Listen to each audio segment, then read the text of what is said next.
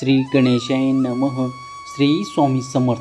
देव म्हणतात बाळा, आज हा संदेश शेवटपर्यंत ऐकलास तर तुझ्या भाग्यात तो चमत्कार होण्यापासून कुणीही थांबवू शकणार नाही. बाळा, ते विरोधक आणि ती नकारात्मक ऊर्जा तुझे काही वाईट करू शकणार नाही. माझ्या संदेशापर्यंत तू आला आहेस तर तुझा भाग्य उदय होण्याचा कालावधी जवळ येत आहे. कारण निश्चित राहा, जेव्हा तुला असे वाटते की सगळं काही संपून गेलं आहे, पण त्याच वेळेस तुला ते देखील वाटेल की आता सर्वात महत्त्वाची वेळ आलं आहे. ते म्हणजे तुमच्यासाठी ईश्वर काहीतरी मोठे तयार करत आहे. भगवंत तुमच्या दिशेने तुमचे मार्ग मोकळे करू इच्छितात. तुमच्यासाठी असलेल्या अडचणी दूर होताना तुम्हाला अनुभवायला येऊ लागतील. जर तुम्ही नवीन काहीतरी निर्माण करण्याच्या तयारीत असाल तर देवाचा आशीर्वाद तुमच्यासोबत आहे. जर तुम्ही या क्षणाला अगदी देवाला प्रार्थना केलेले मागत असाल तर तुमच्या दिशेने ईश्वर ते आशीर्वाद पाठवतील. तुम्हाला अनपेक्षित लाभ होताना काहीतरी अनुभव नक्कीच येणार आहे. हे 24 तास तुमच्यासाठी ईश्वरी कृपा येत आहे. तुमच्या मनातील त्या वाईट कल्पना आज इथे माझ्या चरणावर सोपून निश्चित व्हा. देव तुमच्याच पुढे आले आहेत. ते तुम्हाला काळजीमुक्त करण्यासाठी तुमचा आशीर्वाद तुम्ही प्राप्त करा. कारण त्यासाठी तुम्ही देवाचे ध्यान प्रार्थना केले आहे आणि जो प्रार्थना करतो त्याला ते मोठे यश प्राप्त करण्यापासून कुणीही अडवू शकत नाही. देव तुम्हाला त्या ठिकाणी नेऊ इच्छितात. तुम्हाला ते सुख, आनंद आणि आनंदाचे क्षण प्राप्त होणार आहे. स्वामी माऊलीकडून तुम्हाला, अन्नपूर्ण आईकडून तुम्हाला, भगवंताकडून तुम्हाला आनंदाचे क्षण प्राप्त करण्यासाठी 1010 असे लिहा आणि कमेंटमध्ये स्वामी आई मी तुझं बाळ आहे असे टाईप करा. भाग्यवंत ठराल.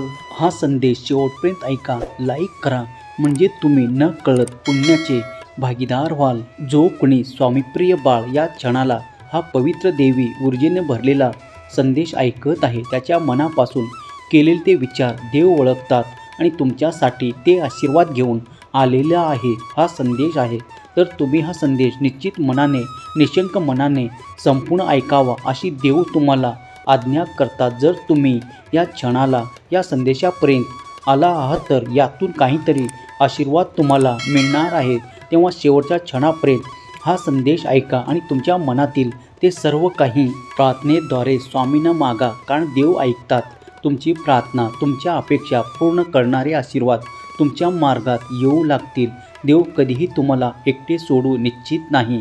देवाचे आशीर्वाद कधीही तुमच्या कल्पनेच्याही खूप काही मोठ्या स्थितीत तुम्हाला प्राप्त होऊ लागतात. तेव्हा ते स्वीकार करण्यासाठी तुमचे मन देखील मोठे ठेवा. तुम्ही जे काही मागत आहात त्याही पलीकडे देव तुम्हाला देणार आहेत यावर विश्वास ठेवा.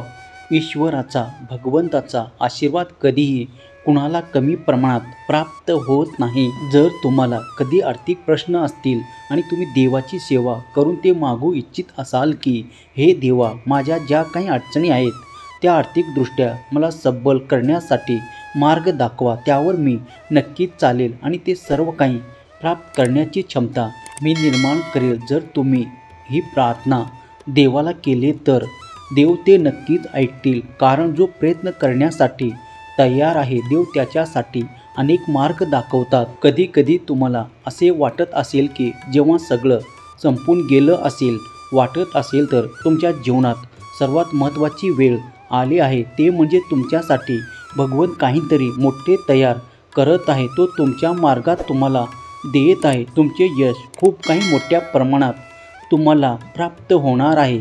विचार करणे थांबवा आणि नकारात्मक शक्तीवर विजय मिळवण्यासाठी पुढे चालत राहा. कारण की ती नकारात्मक शक्ती तुम्हाला खूप काही देण्यापासून वंचित ठेवू इच्छिते. ते वारंवार तुमच्या मनात अनेक प्रश्न निर्माण करतात, तुम्हाला मागे ठेवण्याचा प्रयत्न करतात. कारण ती वाईट शक्ती कुणालाही पुढे जाऊ देऊ इच्छित नाही. ते आहे द्वेष शक्ती आणि मसल शक्ती, जी आहे नकारात्मक शक्ती. त्यामुळे तुमच्या मनात वारंवार नकारात्मक विचार येऊ लागतात. ही नकारात्मक शक्ती अंधकारमय आहे. त्या शक्तीला दूर करण्यासाठी तुम्हाला देवाचे ध्यान करावे लागेल. देवाचे नामस्मरण अधिक करावे लागेल आणि काही काळातच तुम्ही पाहाल की तुमच्या मनातून ते नकारात्मकता, ते वाईट शक्ती तुमच्यापासून दूर गेले असेल. तुमच्या मनात आता फक्त चांगले विचार आहेत, चांगल्या योजना आहेत, कारण देव तुम्हाला त्या योजना देऊ इच्छितात. त्यामुळे तुमची प्रगती व्हावी, तुम्ही इच्छित साध्य करावे, मग देव तुमच्याकडे पाठवू लागतात आणि तुम्ही त्या संधीचे सोने करू लागता. तेव्हा लक्षात घ्या की जर तुमचा उदयकाल, तुमचा भाग्य उदय देव करण्यासाठी तयार आहे तर तुम्ही सुद्धा सज्ज असावे. येणारे आशीर्वाद हे थांबवता येणार आहे. तेव्हा मन मोकळे करून हात पुढे करा. देव तुमच्या हातात एक खूप मोठी संधी देऊ इच्छितात. देवाची योजना अफाट आणि अनंत आहे. त्यामुळे जर तुम्ही जे काही मागत आहात तेव्हा विश्वास ठेवा की देवाचे फळ प्राप्त करण्यासाठी तुम्ही उचित वेळेवर देवाकडे आला आहात. आता तुम्हाला ती संधी देण्यात येणार आहे. तुम्हाला तो योग्य काळ कर्म ही करावे लागते, पण त्या कर्मापासून घाबरू नका. ते कर्म करताना तुम्हाला अधिक शक्ती आणि अधिक साहस देखील देवच देणार आहे. जेव्हा देव तुम्हाला अधिक शक्ती आणि साहस देऊन ते कार्य पूर्ण करून घेतात तेव्हा तुम्ही घाबरू नका की तुम्हाला विश्रांती मिळणार नाही. एकदा कार्य सुरू झाले की तुम्हाला योग्य वेळ देव विश्रांती सुद्धा देणार आहे. जर तुमच्या मनात अनेक प्रश्न यावेळेस घोळत आहेत तर त्या प्रश्नांना देवाच्या चरणावर सोपवून विश्रांती घ्या, कारण देव तुमच्यासाठी प्रगती, उन्नती आणि त्या दिशेने येणारे आशीर्वाद पाठवत आहे. त्या दिशेकडे तुम्ही वळावे आणि होत असलेली प्रगती साध्य करत जावे, कारण देव तुमच्यासाठी खूप काही देण्याचा प्रयत्न करत आहे आणि तुम्ही काही पावले उचलून देवाकडे वळावे.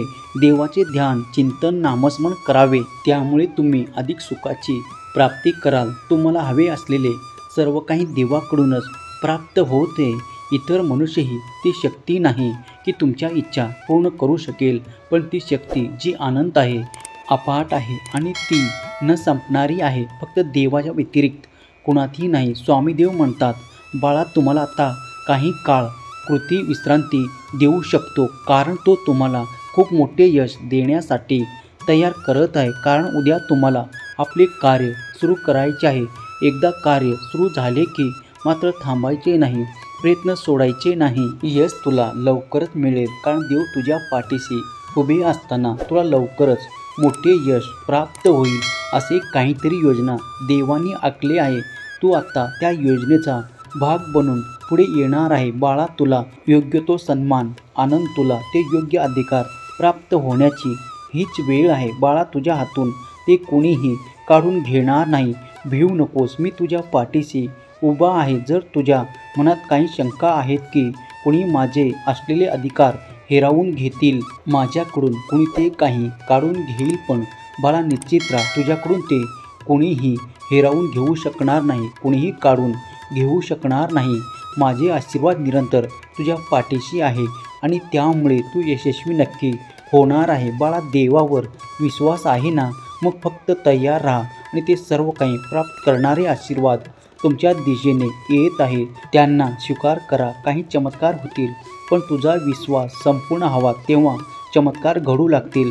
तुम्ही जे काही प्रयत्न करत आहात तेव्हा आता त्या दिशेने तुम्हाला मोठे यश देखील प्राप्त होईल. विश्वास ठेवा, मी कधीच तुम्हाला त्या अडचणीत पडू देणार नाही. ज्या गोष्टीची तुम्ही अनामिक भीती ठेवत आहात, असे होईल तसे होईल असे नकारात्मक विचार नेहमी मनात आणू नका. बाळांनो, माझे आशीर्वाद तुमचे भूत, भविष्य आणि वर्तमान जाणतील. म्हणूनच मी आज तुमच्यापर्यंत येऊन तुमची वाईट वेळ काढून टाकत आहे आणि त्यासाठी आनंदाचे क्षण आणि तुझ्या कुटुंबावर तुझे किती प्रेम आहे हे मला माहीत आहे. म्हणूनच आज मी तुझ्यापर्यंत येऊन तुला आशीर्वाद देतो की तुझ्या जीवनातून ते सगळं काही दूर होईल. जे तुला समस्या वाटत आहे, तुला त्रास होत आहे, ते सर्व काही तुझ्याकडून काढून टाकण्यात येईल आणि तुला सुख, आनंद आणि प्रगतीचे क्षण देण्यात येणार आहे. स्वामी म्हणतात, जेव्हा मी येतो तेव्हा कोणताही अडथळा तुझ्या मार्गात येत नाही. तू जर संदेश या क्षणापर्यंत ऐकत आहेस तर तू माझा सौभाग्यशाली, भाग्यवंत बाळ आहेस. तुझ्यावर माझी विशेष प्रीती आहे, याचा अनुभव तुला लवकरच येणार आहे. बाळा, निश्चित राहा, तुझ्या काही कार्यासाठी माझी सेवा प्रार्थना करत आहेस, ते मी सर्व काही मान्य करतो आणि तुझ्या दिशेने ते सुख, आनंद पाठवतो. बाळा, काही चमत्कार मिळवण्याचे काही वेळ आहे, ते लवकरच येईल. तुमचे शत्रू देखील तुमच्या पुढे नतमस्तक होऊ लागतील. आता धीर ठेवा, कारण पुढील काळात तुम्ही सुख आनंद उपभोगणार आहात. देवाची कृपा निरंतर तुमच्यावर आहे. हे सर्व काही अनुभव तुम्ही लवकरच घेणार आहात. जे कोणी स्वामीचा हा पवित्र दैवी संदेश, स्वामीचे प्रिय बाळ ऐकत आहे, त्याच्या जीवनातील तो काळोख अंधकार स्वामी कायमच नष्ट करून त्याच्या जीवनात तो भाग्य उदय हो. त्याच्या जीवनातील ज्या काही आशा आहेत, अपेक्षा आहेत, त्या स्वामी देव लवकरच पूर्ण करोत. त्याच्या दिशेने ते सुखद आनंदाचे क्षण स्वामी त्यांना लवकरच प्रदान करून त्याच्या सर्व काही इच्छा पूर्ण होत, ही स्वामी माऊली चरणी प्रार्थना. अवधूत चिंतन. श्री गुरुदेव दत्त. श्री स्वामी समर्थ महाराज की जय. हा संदेश शेवटपर्यंत पाहिल्याबद्दल धन्यवाद.